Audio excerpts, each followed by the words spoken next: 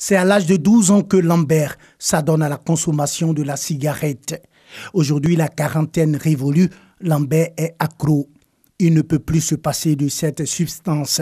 Sa consommation journalière est de 20 cigarettes. J'ai grandi au milieu des grands frères qui fumaient.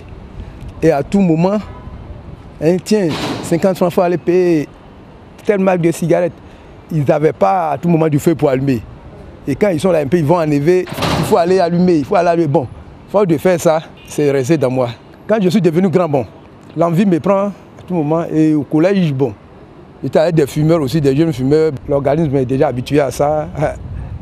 Souvent, je vais arrêter, mais je retombe dedans. Le cas de Lambert n'est pas isolé. Ils sont nombreux, ces jeunes adeptes des produits du tabac. Ça fait maintenant 3 ans que j'ai commencé à fumer la cigarette. Quand je voyais mes camarades fumer, ça me plaisait.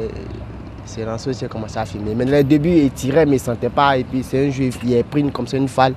Et puis il a senti le goût de la nicotine. C'est comme ça que je suis rentré. C'était un plaisir pour me fumer. Quand je fume, je suis à l'aise maintenant. Arrivé un moment où c'est devenu chronique maintenant. Quand je fume, ça me fatigue. Mais je fume 10 cigarettes par jour. Le tabagisme constitue aujourd'hui un véritable fléau dans le monde.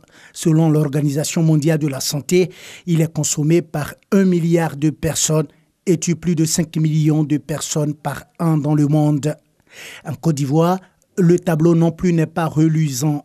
Environ 5 millions de personnes en meurent chaque année. Quand on dit tabagisme, il ne s'agit pas seulement de la cigarette, mais il s'agit de toutes les autres formes de consommation du tabac. Toutes ces formes de consommation du tabac exposent aux mêmes effets. Et les plus importants d'entre eux, ce sont les différents cancers.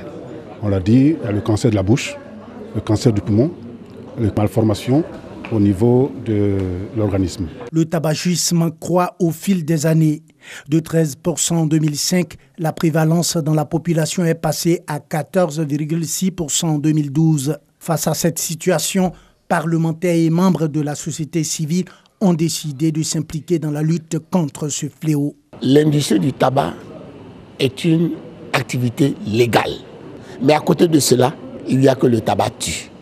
Et devant cette situation, il faut garantir les intérêts d'abord de nos populations qui souffrent de l'effet du tabac, mais voir dans quelle mesure l'État du Côte d'Ivoire peut aussi accompagner les industriels du tabac. Il fallait quand même rappeler aux décideurs leur engagement relevant de la Convention cadre.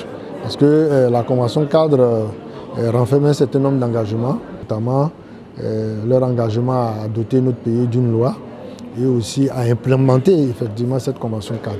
Cette rencontre d'échange et d'informations sur la lutte contre le tabagisme est une initiative de l'ONG Glucode, Club universitaire UNESCO pour la lutte contre la drogue et les autres pandémies.